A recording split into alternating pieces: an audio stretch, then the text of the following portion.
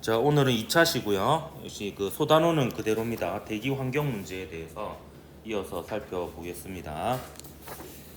자, 학습 목표는 대기 오염이 인체와 환경에 미치는 영향을 설명할 수 있다. 그리고 대기 오염 문제를 해결하기 위한 방안을 제시할 수 있다가 되겠습니다. 예, 여기서 이제 한번 보도록 하겠습니다. 요게 이걸 무슨 단원이라 해야 되나? 새끼 제목이라 해야 되나? 예, 요게 그 교과서에 있는 거 그대로 그냥 이렇게 따서 하고 있는 겁니다. 이게 소단원인데 소소단원, 극소단원 이렇게 되겠습니다. 예, 대기오염의 영향을 한번 보면요, 인체에 미치는 영향 미치겠죠. 예. 크게 보면 두 가지로 볼 수 있습니다. 당연히 호흡기에 영향을 미칠 거고요. 근데 호흡기뿐만 아니라 심혈관계 에도 영향을 미칩니다. 심각한 영향이죠. 우리가 계속 마시는 공기인데요, 이게 이제 잘못되면 폐나 심장이 손상이 될 수 있기 때문에 목숨과도 직결되어 있다, 이렇게 볼 수가 있겠습니다. 특히 어린이하고 노약자에게 심각한 영향을 미치고요.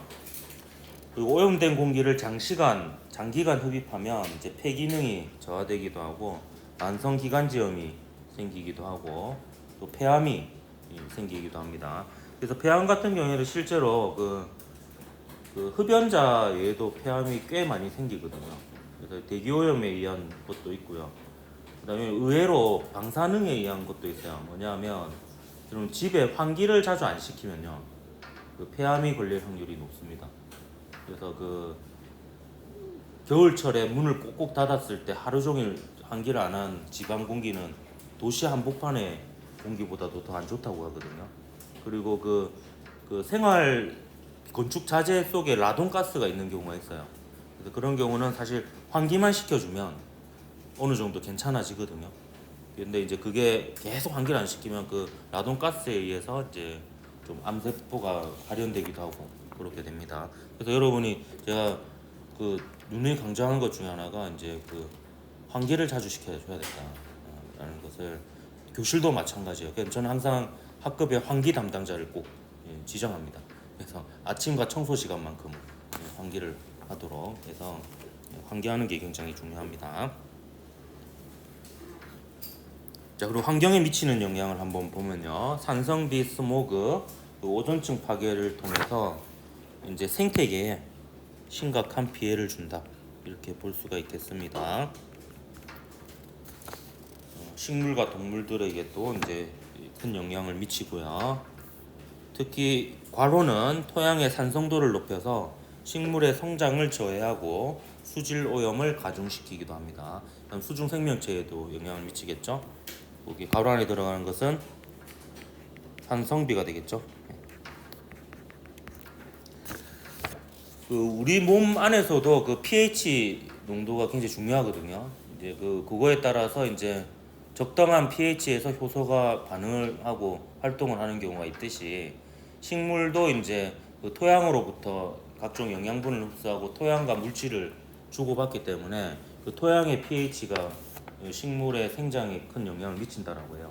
근데 이제 이게 적당한 pH가 되는데 이제 산성비 때문에 산성이 돼버리면 이제 성장에 저해를 주는 이런 영향을 미친다라고 합니다. 자, 그러면 이제 극소 단원이 바뀌어가지고 이제 대기질 관리를 위한 여러 가지 노력 방안들에 대해서 한번 살펴보면요, 그건 정책적 노력이 있겠습니다. 정부와 지자체는 대기오염을 줄이기 위해 다양한 정책을 시행하고 있는데요. 예를 들면 이제 미세먼지 경보제를 운영해서 고농도 미세먼지가 발생될 때 시민들에게 경고하고 대처 방안을 안내합니다. 근데 대처 방안 안내하나? 그냥 경고만 하지 않나요? 집에 있어라 이렇게 하죠. 바깥 활동을 자제해라 이렇게 하고요. 저희 아이들 같은 경우에는 이제 어린이집하고 유치원을 다니고 있는데, 어린이집 유치원에는 자체 내에서도 이제 그 미세먼지 신호등 이런 게 설치되어 있더라고요. 그래서 이제 미세먼지가 일정 수준 이상 나쁘면은 바깥 활동이 계획되어 있다 하더라도 그걸 취소하고 실내 활동으로 전환하고 이런 식으로 시스템이 좀 구축되어 가고 있습니다. 일단 미세먼지가 당장 있는 경우는 어떻게 할 수가 없잖아요. 그래서 실내에 이제 이동해서 이제 바깥 활동을 이제 줄이는 뭐 그런 방법밖에 없을 것 같습니다. 그리고 오염물질 배출을 줄이기 위해서 산업체에 대한 이 규제를 정하고요. 그 다음에 친환경 에너지를 사용을 장려하는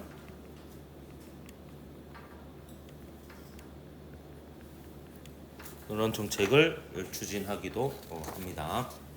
그래서 수소 연료 전지를 이용해서 이제 그 어느 정도 전기를 담당한다든지 아니면 이제 태양광 전지를 설치한다든지 뭐 이런 식으로 해서 그런 걸 하면 좀 더 뭐 지원을 해준다든지 이런 식으로 이제 정책을 통해 이런 문제를 해결하려고 노력하는 부분도 있습니다. 우리가 당장 할 수 있는 건 이제 개인적 노력이라고 볼 수 있는데요. 자가용 대신에 대중교통을 이용하는 게 대표적이죠. 암만 해도 자가용을 다 이용하게 되면 그 차 한 대당 한 사람씩 들어가고 이러면 많은 차가 운행이 되게 되고 그러면 그 대기오염 물질 배출이 그만큼 많아질 수가 있기 때문에 대중교통을 권장하고요. 그리고 요즘 대중교통은 거의 대부분 이제 친환경 자동차죠. 전기로 가는 버스가 많아졌죠. 아니면 그 천연가스로 가는. 천연가스 같은 경우에는 화석연료이긴 하지만 이산화탄소 배출이 좀 적은 편이거든요. 굉장히. 그래서 이제 친환경으로 분류되기도 합니다. 그래서 대중교통은 대부분 이제 친환경 에너지를 이용하기도 하기 때문에 이제 대기오염을 줄일 수 있는 개인이 실천할 수 있는 방법 중에 하나인데 울산은 좀 열악한 것 같아요. 대중교통이 너무 배차 간격이 크고 갈아타야 되는 경우가 많고 그래서 이제 아무래도 이제 인구가 다른 대도시에 비해서는 그렇게 많지는 않아 가지고 좀 그게 경제적으로 좀 수지 타산이 안 맞아서 그런 부분이 있는 것 같습니다. 그리고 오염이 심한 날에는 실내 활동을 늘리고요. 외출 시 마스크를 착용하는 등 자신의 건강을 보호하는 것이 필요합니다. 이게 코로나 이후 오히려 잘 안 되고 있는 것 같아요. 코로나 때 마스크를 워낙 많이 쓰다 보니까 답답해가지고 지금 벗은 게 이제 편하고 이제 코로나가 이제 끝났으니까 마스크는 필요 없다라는 인식이 강해 좀 생겨난 것 같아요. 그래서 사실은 예전에는 미세먼지 심할 때 학교에서 미세먼지 심하니까 아침에 조례할 때 오늘은 좀 마스크 쓰고 다녀라 이런 거 안내하기도 했거든요. 근데 지금은 미세먼지 예보 이런 거 잘 안 보죠. 어느 순간부터는 좀 잘 안 보게 된 것 같아요. 지금 이것도 바로 켜놔라 했는데 꺼놨잖아. 그래서 이제 그런 것들 이제 좀 그 일기예보 볼 때 미세먼지 이런 부분도 같이 확인하는 그런 습관을 들여서 자신의 몸은 스스로 보호해야 됩니다. 요거는 이제 장기적으로 관리를 안 하면 치명적일 수 있거든요. 심혈관계 질환 가면은 이제 정말 생명에도 위험할 수 있으니까 마스크는 이제 미세먼지 안 좋은 날은 꼭 쓰는 습관을 들이도록 하고 봄에는 그냥 상시 쓰는 것을 추천합니다. 봄에는 황사라든지 이런 게 심한 경우가 많기 때문에 그렇습니다. 일단 국제적 협력이 있는데요. 이제 대기오염은 국경을 넘나드는 문제이기 때문에 국제적인 협력이 필수적입니다. 그래서 각국은 대기오염 문제 해결을 위해서 이제 정보 공유와 이제 각국에서 그런 데이터를 막 얻을 거 아니에요. 미세먼지 측정하고 이런 것들을 공유하고 기술 협력을 이제 강화하고 있습니다. 예를 들면 동아시아 국가들은 황사와 미세먼지 문제를 공동으로 해결하기 위해 협력 중이라고 하네요. 교과서에 이제 그런 내용이 있더라고요. 보면 142쪽에 보면 그 중국의 대기오염은 중국뿐만 아니라 우리나라와 일본에 큰 영향을 미치죠. 그래서 2013년 11월에는 중국에서 발생한 스모그의 영향을 받아 우리나라의 기관지염과 이 기관지가 딱 그 목에서 폐로 들어가는 그 통로를 얘기하는 거예요. 보통 그 어린아이들 기관지염이 이제 더 심해지면 폐렴으로 넘어가는 거거든요. 예.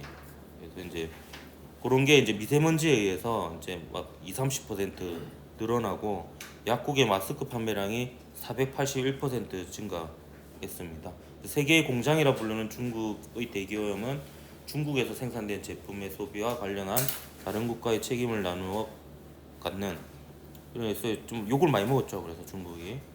근데 이게 꼭 그 또 중국만의 문제가 아니기 때문에 이제 같이 어찌 보면 해결해야 되는. 그래서 뭐 이런 적도 있대요. 2007년에는 한국이 중국에 수천 그루의 나무를 보냈대요. 그래도 막 잘 안 심어가지고 직접 가서 막 심고 그랬다 하더라고, 사막에.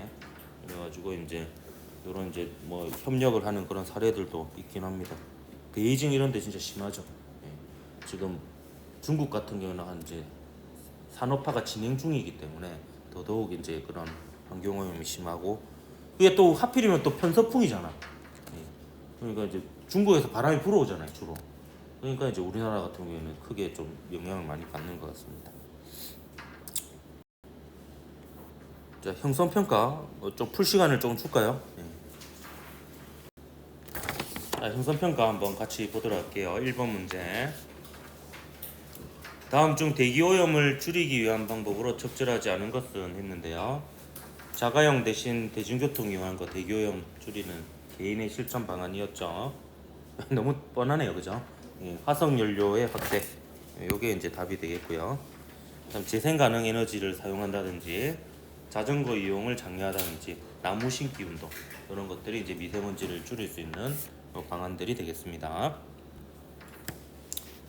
또 2번 대기질 관리를 위한 정부의 노력으로 옳지 않은 것은 화석연료 사용, 옳은 것은 그래서 화석연료 사용 촉진하면 안 되겠지. 예. 또 오염물질 배주 규제를 완화해서 뭐 경제를 활성화하고 이러면 이제 대기오염에는 안 좋습니다. 미세먼지 경보제 운영이 정책적으로 대기질 관리를 위해서, 그리고 개개인의 그 건강 관리를 위해서 하는 정책이 되겠고요. 그다음에 대기오염 방지 정책 폐지, 뭐 이건 장난치는 것도 아니고, 그죠? 예. 자동차 배출가스 규제 완화, 뭐 이런 것들은 전부 다 상식적으로 봐도 이제 아닌 걸 알 수 있을 겁니다. 3번 대기오염이 생태계에 미치는 영향으로 옳지 않은 것은 산성비로 인한 식물의 성장을 저해시키기도 하고요. 그 산성비가 수질 오염을 가중시키기도 합니다. 대기오염에 의해서 생기는 산성비가요. 동물의 서식지를 파괴하기도 하고요. 근데 해양 생물의 번식을 촉진하지는 않죠. 이거는. 근데 요게 이제 수질 오염 같은 경우에는 약간 식물성 플랑크톤을 그 생장을, 그게 막 번식을 촉진하기도 하는데, 요거는 대기오염은 이거하고는 관련이 없습니다. 그래서 4번이 틀렸고요. 식물의 영양분 흡수를 뭐 방해하기도 하죠. 그래서 이제 성장을 못하게끔 이렇게 합니다. 질문도 뭐 간단하게 보면 그 미세먼지와 초미세먼지의 차이점은 크기죠, 크기.